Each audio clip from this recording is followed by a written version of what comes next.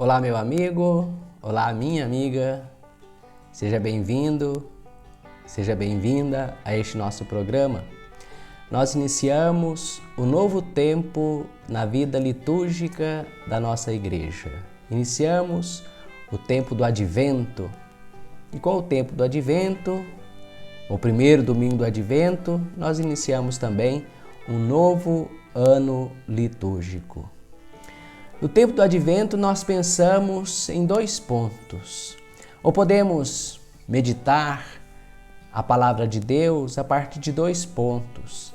A primeira vinda de Jesus na nossa carne, quando ele se encarnou na pessoa de Jesus de Nazaré, fazemos memória então da encarnação de Deus. Deus veio até nós, revelou-nos o seu projeto de amor através de sua palavra, a palavra eterna, a sua palavra eterna, Jesus de Nazaré, que se fez homem e habitou entre nós. Mas no tempo do Advento também, nós refletimos um segundo ponto.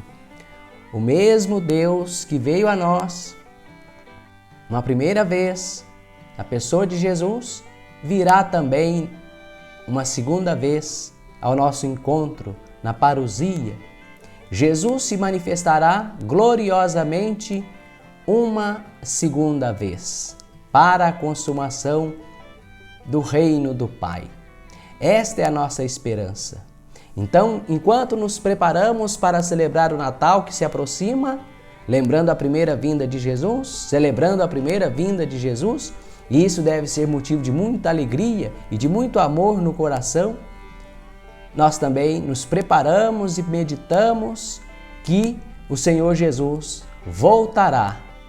Nós cremos, confiamos na sua promessa, que Ele voltará gloriosamente e que Ele nos encontre de pé, como nos dirá o Santo Evangelho da missa deste domingo. Os textos bíblicos do Novo Testamento, como as cartas de Paulo, os textos dos evangelhos que nos falam dessa vinda gloriosa de Jesus e os sinais que acompanharão esta vinda, não devem ser tomados por nós ao pé da letra. Primeira coisa que nós devemos pensar: os primeiros apóstolos, os primeiros discípulos, as primeiras comunidades cristãs esperavam a vinda de Jesus para breve, o que não aconteceu. Nós não sabemos os tempos de Deus. Nem eles, os discípulos, sabiam, nem nós também sabemos. Jesus disse nos Atos dos Apóstolos: não cabe a vós especular os tempos de Deus. Cabe a vós dar testemunho de mim até os confins da terra. Então a nossa tarefa é dar testemunho de Jesus. Não ficar especulando nem como e nem quando. Jesus certamente nos diz no Evangelho, e aqueles que nos transmitiram esta palavra através dos evangelhos, bem como nas cartas de Paulo, com aqueles sinais estrondosos, tremendos que aparecerão no céu, querem nos dizer que a vinda de Jesus será uma vinda extraordinária, é um acontecimento extraordinário, assim como a vinda de Jesus é algo extraordinário, mesmo que tenha acontecido no silêncio daquela gruta em Belém, é um acontecimento extraordinário, maravilhoso, o maior da história. Porque Deus veio à nossa história, Deus participou da nossa história. E devemos esperá-lo também, a sua volta. Então, deixando bem claro, para nós o importante é que o Senhor virá. Esses sinais que o Evangelho e os outros textos do Novo Testamento falam devem nos fazer pensar no quão extraordinário será esse evento da vinda, da manifestação gloriosa de Jesus. Não tomar o texto ao pé da letra, hecatombes, tsunamis, terremotos, maremotos, sinais no sol, na lua. Isto é uma maneira semita, uma maneira própria da literatura apocalíptica daquela época, do primeiro século da nossa era cristã, a maneira própria de se escrever naquela época, para dizer de algo maravilhoso que estaria por acontecer. Nós ainda esperamos esta vinda de Jesus, este acontecimento maravilhoso da vinda de Jesus. Lemos esses textos que são de gênero apocalíptico, então precisamos de interpretá-los. A primeira leitura da missa de hoje, depois dessa grande introdução, a primeira leitura da missa de hoje é da carta de Paulo aos Tessalonicenses, a primeira carta de Paulo aos Tessalonicenses, do capítulo 3, versículo 12, até o capítulo 4, versículo 2. E é uma leitura muito importante, porque nos indica com que espírito nós devemos viver sempre a vida cristã, na expectativa da vinda de Jesus. Então, como nós devemos levar a nossa vida de cristãos, em especial nestas semanas do tempo do Advento. O amor como preparação para o Natal que está chegando e o amor como preparação para a vinda gloriosa de Jesus. Diz assim o texto: Irmãos, o Senhor vos conceda que o amor entre vós e para com todos aumente e transborde sempre mais, a exemplo do amor que temos por vós. O Senhor vos conceda que o amor entre vós e para com todos aumente e transborde sempre mais. Que assim Ele confirme os vossos corações numa santidade sem defeito aos olhos de Deus, nosso Pai, no dia da vinda de nosso Senhor Jesus Cristo com todos os seus santos.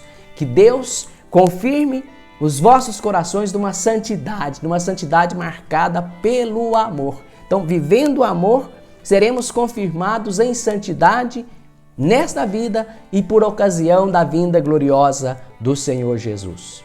Continua Paulo: Enfim, meus irmãos, eis o que vos pedimos e exortamos no Senhor Jesus. Aprendestes de nós como deveis viver para agradar a Deus, e já estáis vivendo assim. Fazei progressos ainda maiores. Conheceis de fato as instruções que temos dado em nome do Senhor Jesus. Conhecer as instruções que Paulo deu, que são as instruções do Evangelho. Afastar de nós tudo que é inimizade, tudo que é espírito de ódio, de vingança, de maldade, de corrupção, aquilo que é próprio do maligno. Enfim, o pecado. Crescer no amor, viver no amor, um amor que transborde para que sejamos então confirmados em santidade no dia da vinda do Senhor Jesus, que nós não sabemos quando será, mas que acontecerá sim.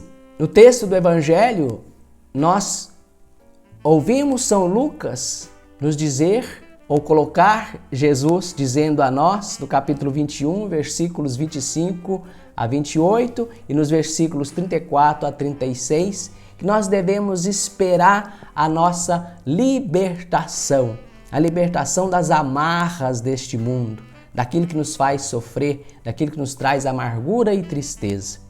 O Evangelho de hoje, então, este que acabei de citar, começa com sinais típicos da literatura apocalíptica a propósito do fim do mundo, portentos no sol, na lua, nas estrelas, que provocam nas pessoas angústia, terror e ansiedade. E muitos insistem em pregar dessa forma, sem interpretar o texto. O Evangelho, a palavra de Deus como um todo, a Bíblia, foi escrita para nos encorajar a viver na liberdade, a nos encorajar a ter fé, a confiar em Deus, não para nos amedrontar. Então, nada de ansiedade, de angústia e de terror, porque o Senhor não fará mal nenhum para os seus eleitos, para os seus filhos. Deus quer a nossa salvação e não a nossa perdição e a nossa morte. Porém, apesar de narrar dessa forma, com sinais típicos da literatura apocalíptica dessa época, o Evangelho de Lucas substitui o fim do mundo como algo muito ruim, muito triste, muito que fará muito sofrimento às pessoas. Ele substitui, claro, promovendo ou anunciando a vinda gloriosa de Jesus com grande poder e glória. E isso não deve, portanto, ser sinal de nós sinal para que nós tenhamos medo, suscitar em nós reação de medo, mas deve suscitar em nós o contrário. Diz o versículo 28, quando estas coisas começarem a acontecer, levantai-vos e erguei a cabeça, porque a vossa libertação está próxima. E diz assim os primeiros versículos do Evangelho de hoje. Naquele tempo disse Jesus a seus discípulos, haverá sinais no sol, na lua e nas estrelas. Na terra, as nações ficarão angustiadas, com pavor do barulho do mar e das ondas. Os homens vão desmaiar de medo, só em pensar no que vai acontecer ao mundo. Porque as forças do céu serão abaladas. Então, eles verão o Filho do Homem, Jesus, vindo numa nuvem com grande poder e glória. Quando essas coisas começarem a acontecer, levantai-vos e erguei a cabeça, porque a vossa libertação está próxima. Veja, a exortação então é para erguer a cabeça, é para levantar-se e erguer a cabeça, porque a nossa libertação está próxima. Não é para estar apavorado, amedrontado. Quando Jesus aparecer na sua glória, nós seremos salvos. Aqueles que ele confirmará em santidade porque viveram o amor, como nos ensinou Paulo na primeira leitura, escrevendo aos Tessalonicenses e escrevendo para nós hoje. Na continuação do texto do Evangelho, aliás, um comentário antes disso.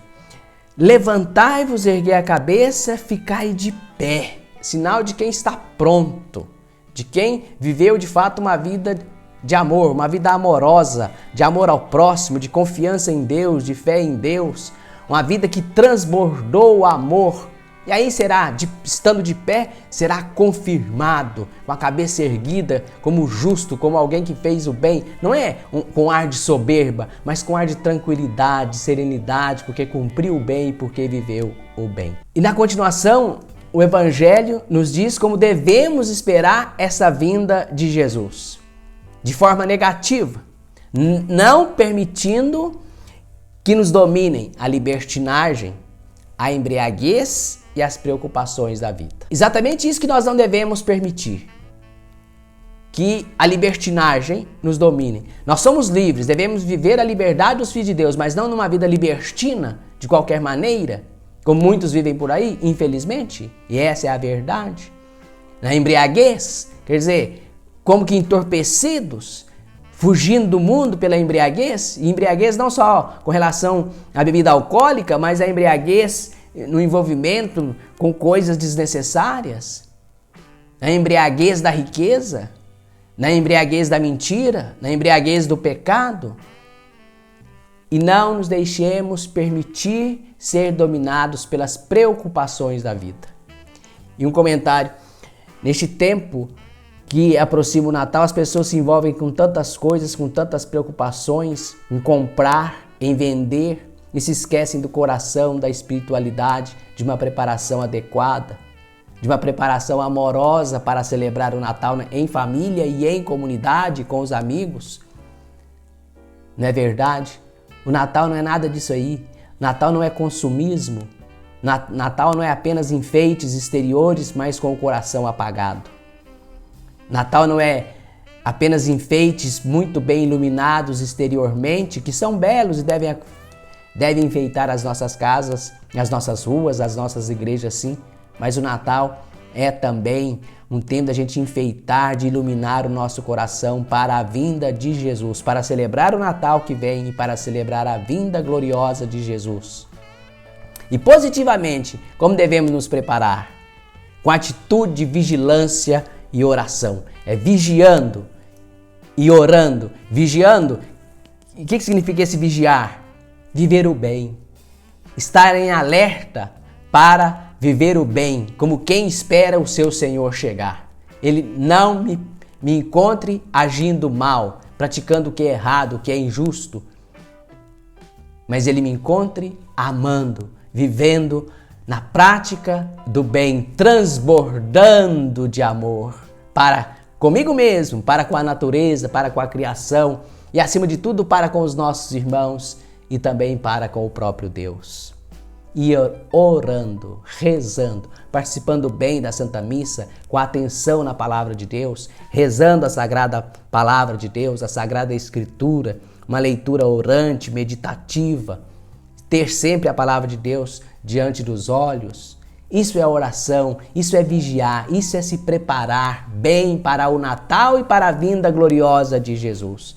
O texto então se encerra assim: tomai cuidado para que os vossos corações não fiquem insensíveis por causa da gula, da embriaguez e das preocupações da vida. E esse dia, a vinda do Senhor, não caia de repente sobre vós. Pois esse dia cairá como uma armadilha sobre todos os habitantes de toda a terra.